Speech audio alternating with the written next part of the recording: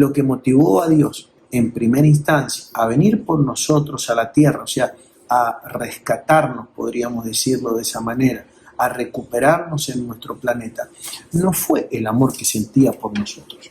Porque el libro de Isaías dice, y la Biblia lo dice en muchísimas oportunidades, de que fue el amor propio, el amor por él mismo fue lo que lo motivó o lo movilizó a Dios. Por supuesto que ya en el Nuevo Testamento nosotros vemos el producto terminado, donde la Biblia dice claramente, San Juan 3:16, ¿no? Dice que de tal manera amó Dios al mundo. Pero ¿por qué Él nos pudo amar a nosotros? Por lo que dice el Antiguo Testamento en aproximadamente 5 oportunidades. Él se amó primero. Entonces nosotros tenemos que trabajar fuertemente. El Evangelio es eso, trabajar con los seres humanos para que se amen. Porque si no se pueden amar ellos primeramente, no pueden amarlo a Dios. Entonces nosotros hemos equivocado el fundamento. Aunque la Biblia deja claro de que había que poner un fundamento primeramente. Pero claro, nosotros obviamos la idea de que alguien se tuviera que amar primeramente. De hecho, el amor propio nosotros lo hemos relacionado con un montón de cosas extrañas. Lo hemos relacionado con motivación, lo hemos relacionado con religiones orientales, lo hemos relacionado con cualquier otra cosa menos con la verdad. Entonces la gente se tiene que amar primero, porque hemos estado durante años enseñándole a la gente o tratando de que la gente ame a Dios y no pueden amar a Dios porque es gente que no se aman ellos. ¿Y cómo sabemos esto? Miren, se da una cosa muy curiosa, pero por eso estamos en este momento nosotros reunidos. Escuchen el fenómeno que se da. Todos nosotros nos toca trabajar con gente que no se ama. ¿Por qué? Porque vinieron a la iglesia, vinieron de alguna forma o se interconectaron con nosotros, escucharon un eco en la vida de nosotros, porque sencillamente había un vacío. Estoy hablando de los ministerios pastorales. En la vida de la gente había un vacío generado ¿por qué? Porque la gente no se sabe amar. Un vacío generado ¿por qué? Porque no tienen a Dios en la vida de ellos, pero para tenerlo en la vida de ellos primero lo tienen que amar. Pero todo eso está generado por una regla de 3 muy básica y sencilla. Nadie que no se ame primero. Entonces, eso es lo primero que tiene que nacer. Entonces, toda esa gente que no se ama termina siendo víctima no solo, por favor, de circuitos religiosos evangélicos, sino circuitos religiosos de toda índole, los mormones, los testigos de Jehová, los católicos, los budistas, la nueva era, y todo eso, por favor. La gente termina en eso y termina dentro de un circuito buscando una respuesta y buscando algo en la vida de ellos que nunca lo encontrarán. Porque nadie se paró y les enseñó lo primero, o nadie se paró y le echó el fundamento. A lo mejor usted me entiende más con ese lenguaje. Entonces, ¿en qué consiste echarles el fundamento? En enseñarles a valorarse, en enseñarse a amar, en enseñarles, a reconocerse, en enseñarles principios, por favor, que van a evidenciar de que verdaderamente se aman. Hasta que eso no pase, entonces tenemos un problema. Les podemos pedir que amen a los hermanos, les podemos pedir que nos amen a nosotros, les podemos pedir que amen a la iglesia, les podemos pedir que amen a Dios, les podemos pedir que amen el domingo, les podemos pedir que amen el culto, les podemos pedir que amen toda la dinámica de servicio y no va a poder ser nunca. Lo único que vamos a tener es, lamentablemente, nos vamos a dar cuenta de que estaremos como con un ratón que está dando vuelta en la ruedita en círculo sin que la gente llegue a ninguna parte y llevándonos las decepciones más grandes de nuestra vida, porque usted estará trabajando con gente que no te ama ni te valora en ningún sentido, pero no sencillamente porque sean malos, sino porque ellos nunca se han podido valorar, nunca se han podido honrar, nunca han invertido en sus capacidades, en sus potenciales, nunca han podido de alguna forma reconocerse y entender lo que opera en ellos.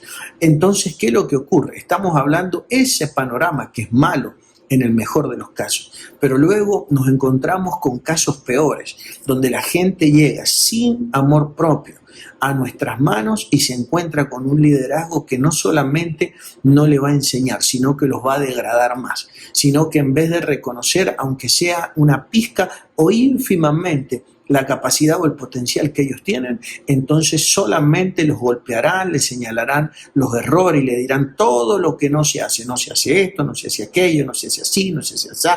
Entonces terminará gente, incluso termina gente con un daño psiquiátrico, con un daño tan grande en el alma, con un daño tan grande de autoestima y demás. Creo profundamente que ese es el fundamento, que ese es el principio, que nosotros les podamos enseñar a la gente a amarse. Por supuesto que tenemos que empezar por nosotros mismos, nosotros somos el ejemplo. La gente nos tiene que visualizar, la gente tiene que ver en nosotros esa seguridad y esa certeza que genera de alguna manera el amor.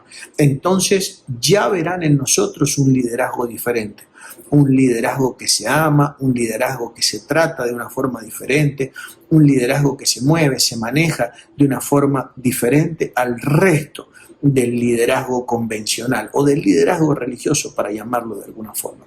Entonces tenemos que trabajar en ese sentido fuertemente con la gente. Pero para poder trabajar en este tiempo, ya que tenemos claro cuál es el fundamento y en qué, básicamente, dicho con muy pocas palabras, tenemos que trabajar con los seres humanos. Tenemos que saber estar actualizados, tenemos que reconocer de que no le tocó trabajar de la misma manera al liderazgo de la iglesia primitiva, sí, si bien el fundamento es el mismo, por favor, sí, amor propio, el fundamento es el mismo, repito, amor propio. ¿Para qué? Por favor, para que la gente pueda amar. Todo lo que se le ponga por delante, luego la gente lo pueda amar. ¿Sí? Nadie que se ama a sí mismo, por favor, de verdad, nadie que se ama a sí mismo va a despreciar o a menospreciar el entorno.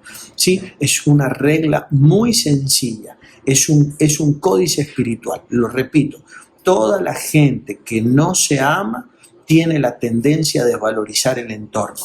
Toda la gente que valoriza el entorno, por ende, lo hace porque verdaderamente se ama. Pero ¿cómo hacemos con esas personas? Tenemos que estar nosotros a la altura de las circunstancias. Las cosas han cambiado, la sociedad ha cambiado, las circunstancias, los niveles de maldad han cambiado. Sabemos nosotros que desde el origen de la humanidad hasta, estamos hablando hace 6.000 años, hasta los días de nosotros ha nacido un cupo de los que tenían que ser procesados en la tierra. Nosotros sabemos de que los peores, por favor, o los que más problemas tenían, van naciendo de manera ordenada en la última instancia. Por eso el apóstol explica de que en los postreros tiempos habrá una alteración o una transformación para mal de la conducta humana. ¿Por qué? Porque en la medida que nos acercamos al final, están naciendo los peores. Y ustedes dicen, ¿pero por qué nacen los peores al final? Porque si hubieran nacido al principio, le hubieran sido de tropiezo a las civilizaciones postreras. Entonces Dios, en su sabiduría, a los que menor rango de responsabilidad tenían, los hizo nacer primero para solucionar con ellos lo antes posible la situación de regreso, por favor, a la eternidad.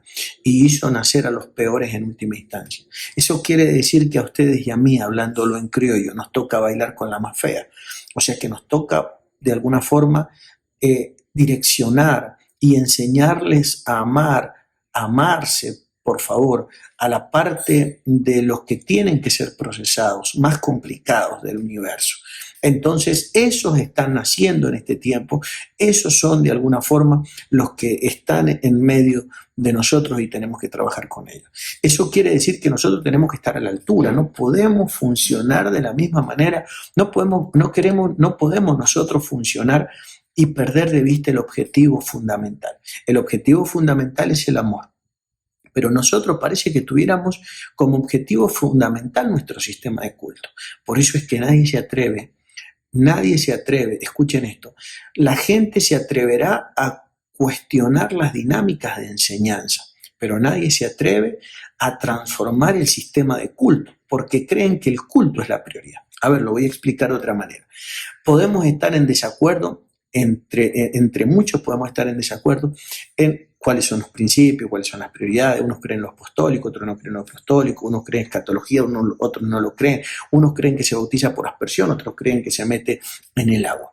Eso, dentro de eso hay discrepancias, hay ideologías al respecto, pero nadie transforma o nadie toca el sistema de culto. ¿Cuál es el sistema de culto? Que nos juntamos el domingo, que el predicador se para adelante, que todo el mundo se para alrededor de él, que nadie puede hacer una pregunta, que él predica, que después se canta una canción y después nos vamos todos a la casa. Quiere decir que de alguna forma lo que hemos perdido de vista es el objetivo fundamental. ¿Y qué es lo que ha prevalecido? ¿Qué es lo que nos identifica a todos como cristianos? ¿Qué es lo que hacen? No, a nosotros no nos identifican como cristianos por lo que nosotros profesamos a la hora de hablar de Dios, sino que a nosotros nos identifican como cristianos por la forma en la que celebramos el culto, la forma en la que celebramos de alguna manera lo que nosotros creemos, nuestro sistema religioso. Y eso es un error gigantesco, porque lo más importante no era el sistema de culto. De hecho, voy a darles una noticia. El sistema de culto que nosotros celebramos de alguna manera el domingo no tiene absolutamente nada que ver con lo que la Biblia describe con respecto a la iglesia primitiva. La Biblia describe de que había un sistema organizacional, la Biblia describe de que había una infraestructura de casas y de liderazgo por casa y de gente que estaba al frente de una casa y que eran ancianos, o sea que tenían la genética del hombre que los había engendrado y los había formado en el Evangelio. Y todo eso habla de una estructura que yo lo voy a estar hablando en los retiros. Y voy a estar hablando de una estructura sólida, pero para eso nosotros tenemos que asimilar los tiempos. Número uno, saber con qué tipo de gente estamos trabajando, y se lo mencioné hace unos minutos. Número dos, es muy importante de que nosotros usemos de alguna forma el avance y el desarrollo humano. O sea, que todo lo que está a nuestra disposición lo podamos utilizar. En ninguna parte de la Biblia dice que los cultos se tengan que celebrar de la manera que nosotros los celebramos, pero no hay nadie que se atreva a funcionar de otra manera. Ahora, ¿qué es lo que ocurrió en estos años? En estos años ocurrió algo muy grande. Analicen por un momento, por favor, analicen por un momento Facebook y los países que todavía o que están en cuarentena muy rígida. Y se va a dar cuenta de que es tan grande el chip del sistema de culto que nuestros líderes celebran el culto aunque estén solos. Ellos lo están celebrando por teléfono y lo están celebrando por video. Ustedes van a ver de que está el pastor de forma tradicional, de pie o sentado, el hermano que toca la guitarra a su lado, no importa cómo salga, no importa cómo se escuche, no importa lo que se diga, no importa lo que se vaya a enseñar, no importa si la gente entendió o no entendió, si evolucionó o no evolucionó, lo importante es que celebramos el culto. No estamos nosotros transfiriendo un sistema de culto, nosotros estamos transfiriendo un principio. Lo importante no es ni cómo, por favor, sino lo importante es que cumpla reglas básicas y eso tiene, o reglas estándares, tiene que ver con que sea en excelencia. Tiene que ver siempre que sea en excelencia, tiene que ver con que se haga con pureza, tiene que ver con que se cumpla con la prioridad número uno, es que la gente entienda, sepa, aprenda y evolucione. Y eso no se encuentra ni en los sistemas de culto, ni en el sistema religioso, ni en la mayoría de lo que se está hablando por internet que sale de la boca de nuestros líderes. No se está logrando, no se está, tenemos que escuchar con atención, por favor, para darnos cuenta. El lenguaje absolutamente religioso, eso, ¿qué es lo que hace? Eso nos categoriza, eso nos separa, nos aísla de la mayoría. ¿Por qué no hemos entendido a Pablo cuando dice que con los judíos se hace judío, que con los griegos el hombre muta y se logra hacer griego, que ha aprendido a contentarse cualquiera sea su situación? Eso habla de un hombre que tiene la capacidad de evolucionar y una capacidad de adaptación y flexibilización en medio de las circunstancias.